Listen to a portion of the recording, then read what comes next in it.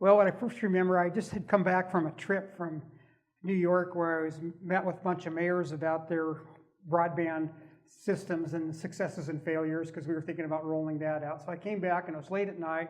I went to bed, must have been about 1:30, and all of a sudden about 3:30 in the morning, my cell phone starts ringing, and so I race around to try to find where it is, and by the time I pick it up, it stopped ringing, and then my hardline phone starts ringing, and I race around and miss that, and then I realized it's Harold Dominguez is calling me, so I called him back, and I go, Harold, what's going on? And I said, is the sky falling? And he goes, yeah, it's literally falling in buckets of rain. And he said that we needed to declare an emergency declaration, because that gets, different things in place. So I said, sure, go whatever you need. And, after that, I could hardly even sleep. So I wake up about 5:30 in the morning and go down to the disaster center that they'd set up. And it was pretty intense. I think, some of the questions that came from the public right away was why we didn't have more warning. People wanted to know, particularly in the neighborhood right below us. It was the Greens neighborhood. And before that flooded, my wife and I walked our dog through that neighborhood. It must have been about 11:30. And I noticed as we were leaving that neighborhood, all these crawdads were climbing out of the ditch, hundreds of them. And I'm saying to Kristen, this means something. These crawdads know something that we don't know. And sure enough, like 45 minutes later, that whole neighborhood was flooded. So there really wasn't much warning. I think they may have had 10 minutes of warning to evacuate that neighborhood. But people, expect that we're supposed to know everything. That was a neighborhood that wasn't even on the floodplain. But, what happens when a river jumps out of its banks, then your whole floodplain maps don't mean anything when the river is pushed to the other side of the railroad tracks. So it was pretty intense. Indeed. Just to back up, what was Harold's position with the city when you called? Harold was the city manager. Okay. And when you said floodplain, that you meant the FEMA identified floodplain where people need to buy flood insurance. Right, yeah. And so people that lived in that neighborhood had no insurance. In fact, I have a really good friend who bought a house 3 days before that flood hit. I mean, it was just bad timing. It was Brandon Schaefer, but it was pretty intense. But and Mary Bagley, anything to add? What your experience was? I remember a similar story. Getting a call from Harold Dominguez. He was calling us throughout the previous evening, and the first call we got when, meaning me, as one of city council at the time, he said, "Look, things are getting kind of dicey, and the rain's not stopping." I remember getting my kids and my wife, and hey, let's go down and see the flood, thinking a couple of feet outside the banks. And so we drove down Main Street and went to the river down there near Ken Pratt in Maine, and the water was literally even with the bottom of the bridge. And I remember looking at my wife, Yvonne, and saying, this is going to be bad. And so sure enough, the calls started coming in the middle of the night. And my biggest memory, and what I remember most about the flood, is how much Longmont came together. Nearly all of City Council was in the emergency center, doing the things that, staff, literally every member of staff was manning the Memorial Center, the Senior Center, making makeshift beds and facilities to take care of people who had been displaced. A couple of things come to mind. One was then the Mayor Pro Tem, I think it was Gabe Santos. Right. And Gabe and I went out with Harold Dominguez and one of our directors, the Public Works Director, Dale Rodemaker, and we were assigned to go out as a pair to check out where the river had jumped its bank. And so we went out onto a county road out west, and we're sitting there and we're watching the floodwaters continuing to come in and increasingly flooding agriculture and heading to Longmont. And one of the engineers out there is like, yeah, this is just too bad. And we were all asking, well, what are we going to do about it? He goes, you got to get that river back in the channel. And the only way to do it is to demolish this road. And we kind of looked at this bulldozer, we're like, let's demolish the road. So we called the county commissioners and... Yeah, I basically had a really good relationship with the county commissioners, so I handled that interface. I said, this is the only county road left that you guys have that hasn't been ruined. Can we go ahead and ruin it for you? So we cut this big trench through it to get the water to move back to its old channel and to reduce the flow into the Greens neighborhoods. Yep, and we did it. So we sat there and watched him just start to dig it up. Yeah. And spent a couple hours just ripping up the county road, and it put the river back in its bank and saved millions of dollars. And we did not have any loss of life during this event either. Yeah, and that was amazing. It was amazing. City staff and our emergency department, our police and first responders and fire department were just exceptional.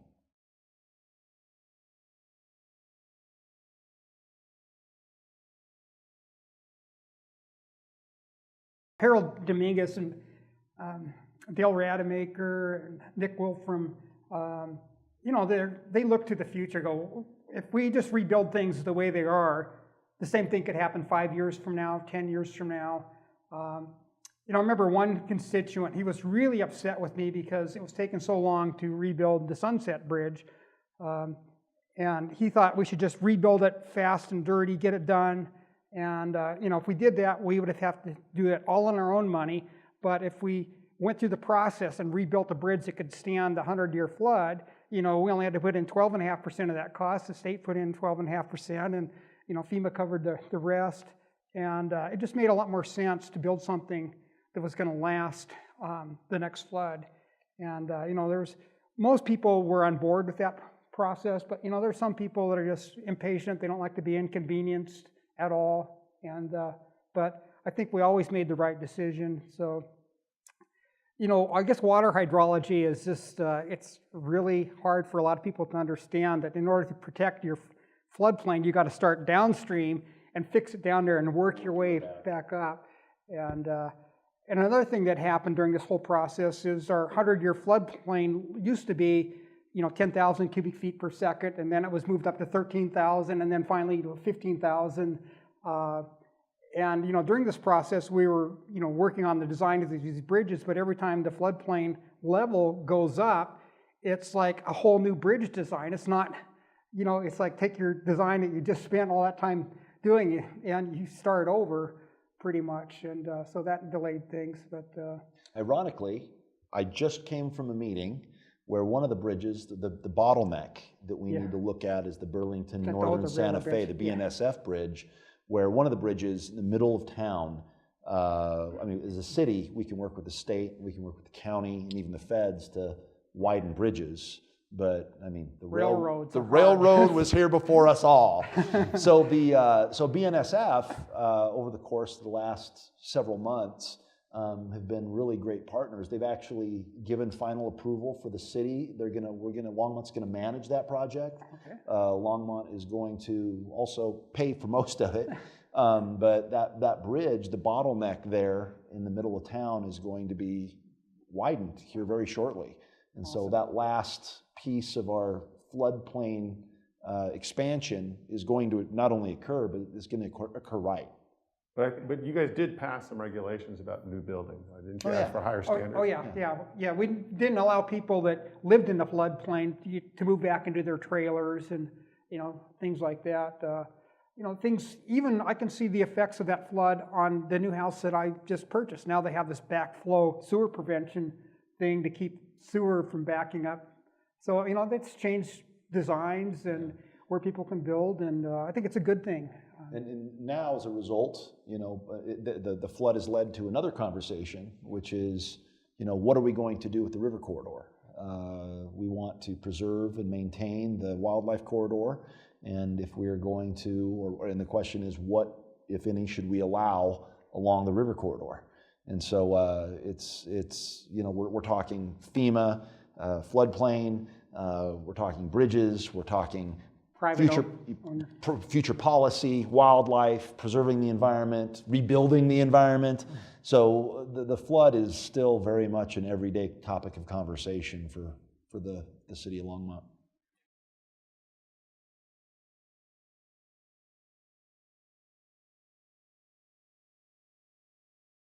Well, I think we're going to have a much nicer trail system when it's fully complete. So it's going to be, a really nice system for runners and bicyclists, and it also is a transportation corridor too. And it's going to be nicer with better trees and more shade, eventually as things grow through it. And there's going to be some more economic development too, because now that things are being out of the floodplain, that land, but a lot of it was privately owned, those owners can, produce some nice projects that will make jobs and, maybe, who knows, maybe some sort of restaurant along the corridor or beer garden or whatever. So there's going to be some commercial development, but it's got to be handled respectfully and not overwhelming, the wildlife and the nature. So that's the balance of it. But, we don't, as a city, we don't own all that land that the river runs through. So all we can do is provide opportunities for private owners to do, the responsible thing too, and give them incentives. So it's always how do you work with everybody to find a win-win solution where everybody wins? And it's sometimes it's a hard line, and I'm glad that our new mayor is having to deal with that. And having to deal with that, do you have anything to add? No, just along with that is the current city policy is 150 feet back from the riparian area. That building could theoretically go up, but as the mayor said, we're really trying to focus on rebuilding trails, which will be done in a couple of years. What stinks is the flood came right when we finished building out the greenway. I mean, after what, 20 years, 25 years of building 20 years to build it, one day to ruin it. That's right. That was on your watch, Mayor, not mine. I noticed your ward didn't even have any flood damage. Yeah, I was in Ward 1, and we didn't have any flood damage. Now, granted, it's the highest part of town, but I'll take it. Well, I think, a flood like that is pretty rare. I think they had something, in the early 1900s. Or, and they've had some minor floods, some spring runoff type floods. I remember even before the Greens neighborhood was built, back in the early 80s, there was one time in spring runoff, there was, maybe 8 inches of standing water in that whole area that, was then built up to a neighborhood. So I knew that there's a potential for floods. But I think what people like Harold and, also our city council as a whole thought, protecting human life is the #1 goal. And we were just lucky that nobody died in this flood. Very, very lucky. And so we wanted to do everything we can to prevent future loss of life. And a lot of that too, it's not good for a city to lose a lot of property and commercial property and homes. And so I think we just figured, let's just take a long-term vision, a long-term goal. And even when we started this, we were, $20, $30 million short of figuring out how we're going to complete it, but we said, well, we've got to start and figure it out. Figure it out. And I'm just glad that we had the visionary people and other city leaders and a great city council to work with to make stuff like this happen. With that statement, Mayor Bagley, you were on the council at that time. And sometimes a disaster like this can cause political turmoil. But it sounds like that was not the case. This was it's just the opposite. Yeah, just the opposite. Well, first of all, it brought council together. But again, we were all on scene, and so tying in with the lucky loss of life and why are we mitigating? We saw it. We saw it firsthand, and we were fearful, and we were worried, and we were tired, and we were exhausted. And when it was all over, we were like, maybe it's not a matter of if, it's a matter of when. It will happen again. In the early 1900s, I think it was a 100-year flood. This might have been a 500 to 1,000-year flood, but it's going to happen again. And with the question of climate change and who knows, right? So why not be ready? And I remember, specifically, and it wasn't all luck. I remember we were sitting there late one night. It was the first day right when the floods had hit. We were all in the command center, and I remember talking with the mayor about, well, what can we do? And we were all kind of assigning each other, and the mayor was giving us advice on what to do and what to do that. And I remember Alex Samori and I were like, well, people right now, we don't know where people are. They're cold. they're hungry, they're displaced. We went over to we have a Army National Guard station here in town, and they don't report to the city. They just happen to have property in the city. And we knocked on the door, and and I don't remember his rank. I think he was an Army captain. Opened the door, and he's like, "Yeah," and I'm like, "Hi, we're being sent from the mayor, and the mayor of Longmont. We can't commandeer your stuff, but man, we could really use your help. Could you do anything to kind of help us out?" Like, well, this is a weird request. What do you need? Yeah. And we said, well, what do you got? And we're not allowed to give it to you, but we've got cots and blankets, and we've got personnel. And we were like, any chance you might be willing to help us out by lending them to us? We can bring some cars. And he called his supervisor, his commanding officer, and there was some question as to whether or not they could, but somebody just made the call and stepped up, and next thing you know, we had cots. I mean, there were hundreds of cots that they provided. So going back to mitigation, I would prefer not to be put in that situation where we're wandering the streets of Longmont with the waters rising, going, oh my gosh, what are we going to do? And so having a plan for the next time, both not only as a staff, although they had a plan this time, that might give the wrong impression, but widening that floodplain so that people can stay in their homes and not risk their lives, it's a good thing. Everyone agrees. Everyone. Well, we had Nick Wolfram. He's one of the bridge builders. Really smart engineer, and retired now. But he still comes all the time. Yeah. He's But, on contract. he was very valuable because he knew the infrastructure. And Dale Rademacher, he was ahead of the basically the working at the Parks and Rec, but the overall functioning of the city, all the infrastructure, the roads and utilities and all that stuff. But he's a rancher, so he knew all the people, all the landowners around. So he's the one that knew who owned what chunk of land. So when we needed to divert the water back, he could talk to that person and say, well, we're going to cut a big ditch through your property. Is it okay? And so he was very integral to managing this whole system because he knew the city and he knew the people and the players and the farmers, and his just institutional knowledge of all of our infrastructure was amazing. So he was very important. Another key person was Kathy Fedra, because when we're managing a project and you're doing these things, you need to really understand and dot all your I's and T's. I mean, I remember walking into the conference room, and when you're dealing with federal money, you've got to do everything exactly right and document every dollar an hour. And there was this big flow chart on the board, and it was so complicated on the process you had to do. I mean, it just looked like the biggest software coding problem with jump statements and do loops, and nobody really understood that except for Kathy Fedra. Yeah. And she was the one that made sure that all of our accounting procedures and everything was done right, and then all the different people that work behind the scenes in purchasing, because when you're contracting someone to go up in the mountains where our dam is and reconstruct a road, and you got to issue purchase orders and contracts, and it was just an amazing amount of things that was going along, and it was fun to see the different departments too, because during this, it didn't matter what department you were from. There was people that were down in the emergency center working together, cross departments. So I think that really helped bond a lot of different departments, because it seemed like before there was a lot of fiefdoms and different, and after the flood, I think when people got used to working together across different departments and building those relationships, I think it made the city run a lot better. Just to follow up, Kathy's position would have been?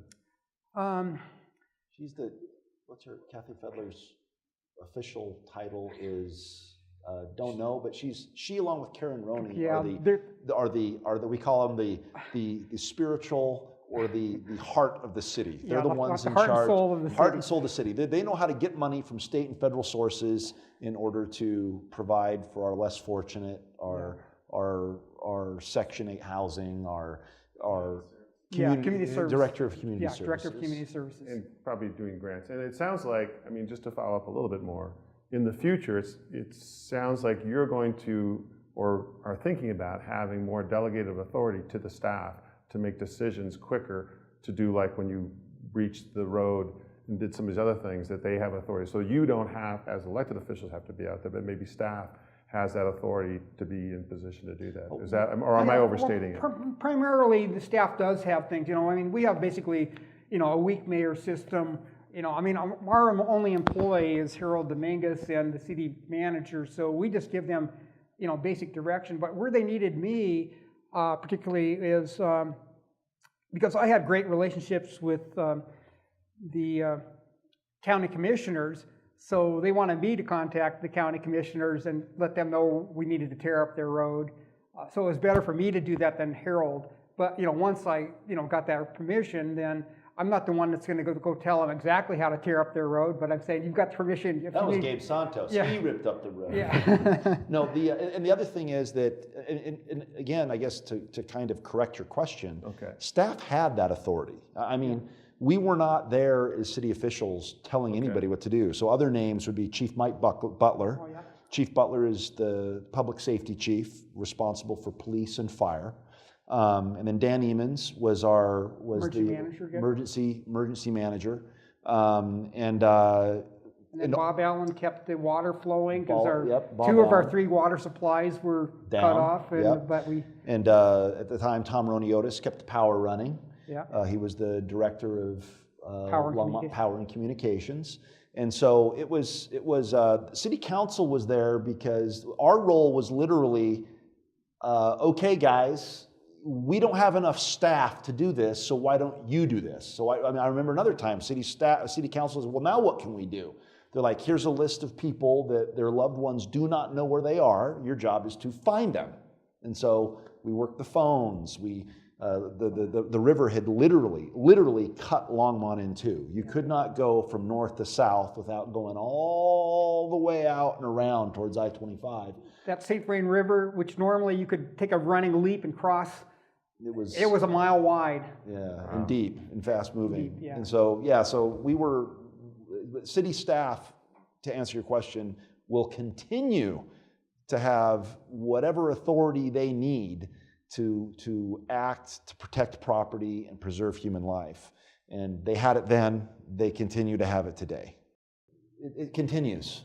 I think we're not set to be done for another 2 or 3 years. Actually, no, even longer than that, because it all depends on how quickly we can get the BNSF bridge repaired, how quickly we can work with property owners, but we continue to buy that private property that's in the floodplain. Not only during the flood, but even after, you've had no pushback. I mean, everybody understands there's been no eminent domain action, for example. There has been no, the word no has not been used. No, you cannot cut a track through my land, or no, we will not sell, or no, the community continues to work towards restoring the river. And if you drive by that same Main and Ken Pratt and look out, you still see the bulldozers, you see the rocks, you see the walls going up. But there's been a couple of the reaches that have been done. Yeah, a few have been finished, but we still have a long way to go. We're still waiting on the FEMA map. We're still working with the feds to find out where exactly those final flood lines will be drawn, which of course impacts development, because you've got some developers and private property owners and they want to build, but everybody understands that nobody's building where that water hit before. Everybody remembers what it's like, and it's still pretty fresh. I'll say, as the current mayor, yes, we will continue to use those state and federal dollars. But the other problem is that during this time, we also found out that our city's sewer lines and infrastructure was not being maintained. And so we increased some fees and we increased revenue sources, and the public is paying for that. I don't remember exactly what we did, but Yeah, I remember there was a fee that was added. Right. And then wasn't there a Parks and Rec fee too that was added? So we basically went and we increased our fees and taxes. I mean, there's no other option. But we didn't get any pushback appreciably from the residents. Everybody, I mean, we always say Longmont versus everybody, but in that it's implied that Longmont stands together, even those of us on opposite sides of the political spectrum. Yeah, I think it is. I mean, you think like the area around the Sunset Bridge, you're moving more traffic, you have safer bike lanes now for bikes to go down that road. I think there's some positive things. It's slow, it's not, it doesn't mean that you do this and all of a sudden, but there's incremental changes that are always positive. And I would, we haven't seen it all, obviously. I mean, Colorado in general has had an economic boom, so it's tough to know where Longmont's prosperity begins and where Colorado's begins. But I mean, people on First and Main, for example, back during Mayor Coombs's tenure, City Council approved a policy that would be a focus of future economic development. And this council has continued that vision, expanding it all along Main Street and along the river corridor. But at the same time, again, we are mindful that the St. Vrain is something to be protected. Even the developers, when we meet with them, nobody wants to destroy the wildlife corridor or the riparian area because they realize that it'd be like Yellowstone. I mean, who'd want to develop over Yellowstone? The economic benefit is going and watching and observing that wildlife. That's kind of similar to how we're thinking about it.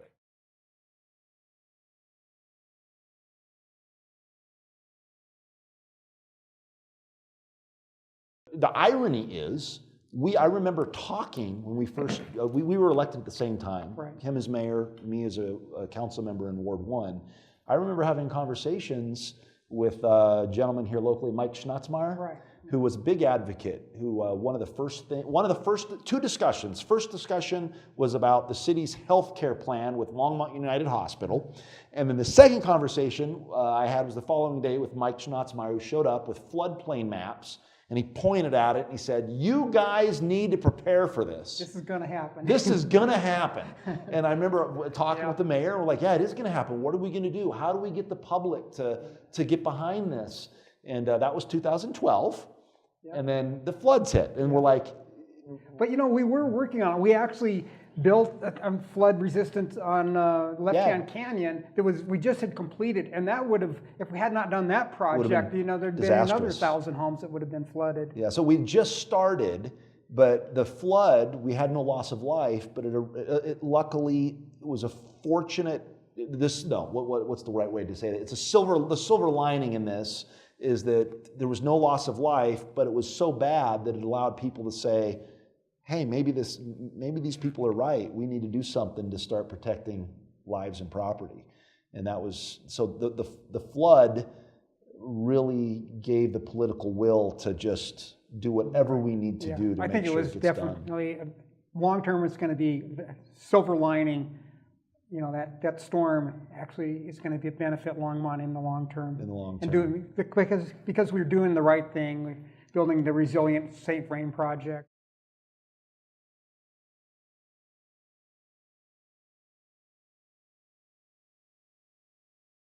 I think one thing I was real impressed with the city is the city provided removal of everybody's basements got flooded, so everybody had to rip out all of the studs and insulation and garbage. There was stuff stacked up, 20 feet high along the streets, man. But Charles Canamiti got his trash trucks down there and, also hired a lot of private haulers, and they were able to pick up all of that stuff. And because that's the first thing is you need to get rid of all that stuff so people can start rebuilding. Otherwise, you're just going to have, a smelly, messy mess. And I was just real impressed with how the city was all over that.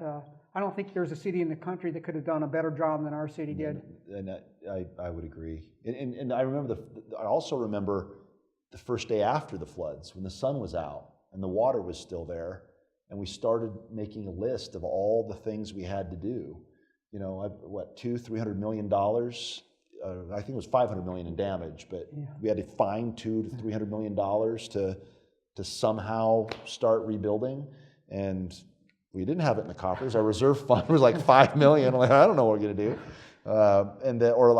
We had lots of private citizens who couldn't afford new homes. They lived in mobile homes, and we realized that when the flood waters that contained, I mean, I don't mean to sound gross, but human feces and waste, they hit that insulation on the bottom of the mobile home, and it sucks up through their walls.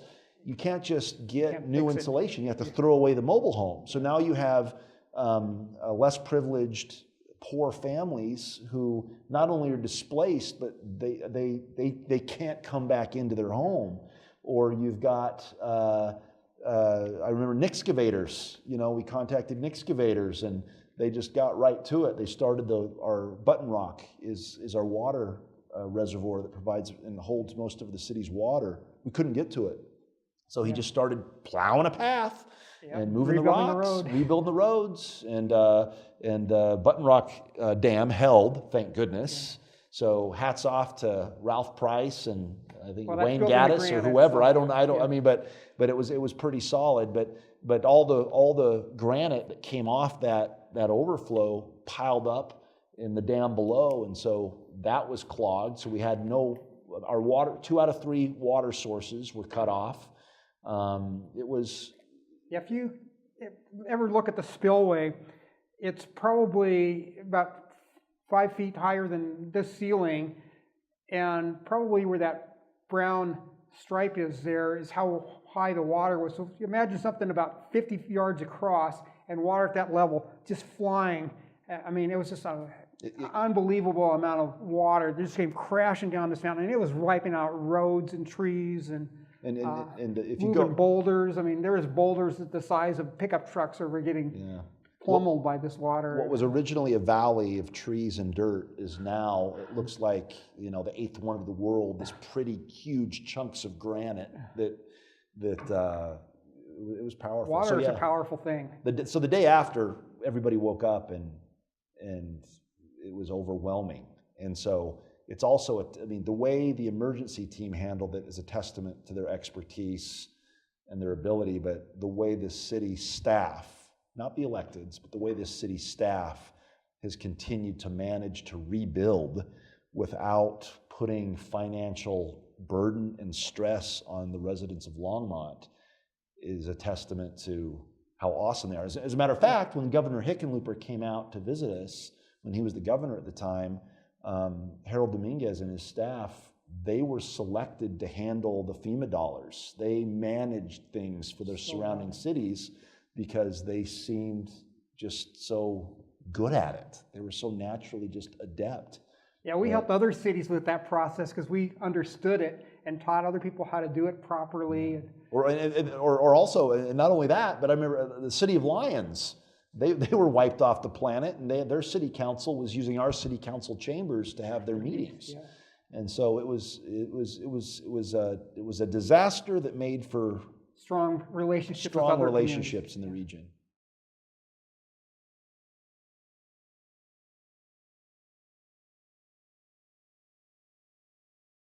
I think that for the programs that people need dollars to rebuild their homes or transfer their land to the city, or those kind of programs, yes. If it's on the website, it's there for a reason. So yes, it works.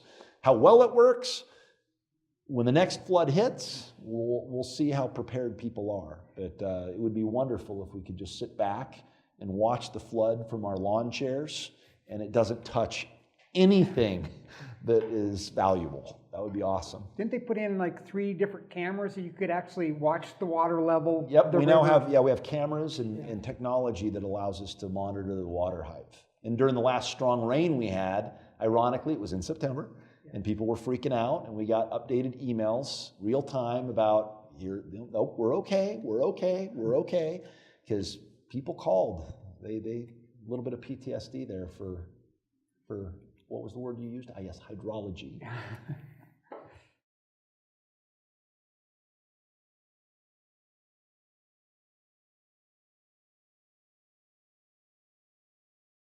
I think you basically need communications. You need to communicate with the residents the long-term benefit of doing a long-term plan that's more resilient, sturdier, and just be able to, sell that. And you also need to educate your community that it's not going to be done overnight. Things like this, or a lot of these things are 10-year projects, and they need to be patient. They need to find different ways to drive from point A to point B until this bridge is rebuilt. And so it's just, having lots of community meetings, showing what the plans are, having coffee with council, answering questions. I think it just comes down to communication and just trying to be as honest and straightforward with the citizens as you possibly can. But also, don't back it down from being visionary, Yeah, and I guess my advice would be, make sure you've hired the right people, listen to them, and then get out of their way and let them do it. And have patience, because this is a process that, we're still not done. And if you look at it as, oh my gosh, what are we going to do to fix this tomorrow? You're going to get swamped. The problems that we had after the flood were so big that we didn't even know how to get it all done. But we knew how to start. You had good staff.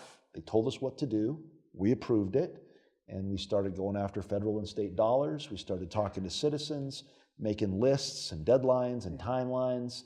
And just every day, including today and tomorrow, we just kind of nibble away at it until hopefully at some point we're finished. This before the next whole flood. process kind of reminds me of Carmel, Indiana, where the mayor there started, 20 years ago, the idea to build roundabouts, replacing all the lighted intersections with these roundabouts. And I think they nicknamed them Mayor Roundabout. But, you go there now and all this, it's my easiest driving city. And what it's done is they've got this data that shows, once people learn how to drive through roundabouts, their traffic accidents, plummeted by 75%.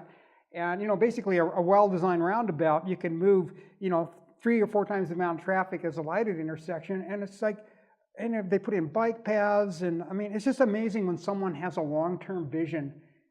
And, it takes 20 years to do it. But the results are just strictly phenomenal. And that's what I like about this town is, we have vision. We decided we're going to put in this gigabit fiber. And, we knew we were going to be successful because we know how to do things long-term and provide benefit to our citizens. And so I'm just really proud of the city. And I'm proud that I had an opportunity to serve with, all my council members and my friendships that we had. It was just an amazing experience. And I'm glad I'm not mayor anymore, but yeah, I was waiting for that one. But it was fun. It really was fun. You'd better have the right people in place, and they better have an emergency plan, because had Longmont not been able to literally in a matter of hours set up a command center and with the push of a button communicate to, how many employees do we have? 700, 800, yeah. And immediately tell everyone What's going on? It's now time to do what we've trained for. Had that not happened, we would have had loss of life. We would have had loss of life. Yeah. We would have had more intense property damage. For example, somebody jumped. We have a tenuous relationship with the city, with a company here in town that does skydiving.